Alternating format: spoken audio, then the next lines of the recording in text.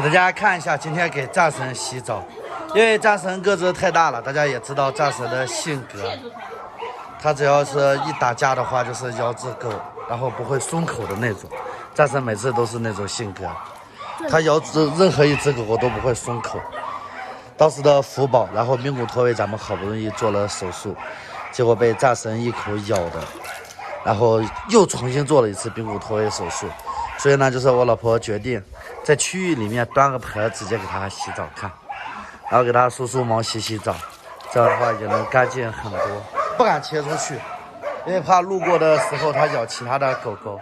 然后洗澡的时候发现这有好多的瘤子，问了唐医生，唐医生说皮脂腺肿瘤，良性的，但是避开一下烂了。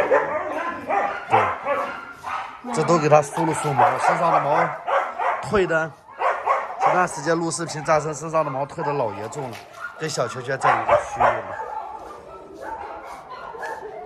就是能洗的咱们就切出去洗，那些不能洗的大个头，咱们就端个洗衣脸盆，然后来区域里面给它洗，洗得干干净净的，香喷喷的。看，身上的毛全部没了。这一只狗搞了3个小时，因为我直播了2个小时，直播的时候就在给它梳毛。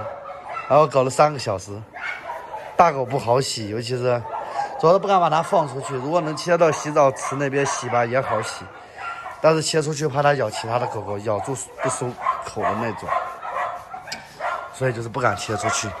看看咱们的战神，很威武、很帅气的一只德牧，所以给它起名叫战神。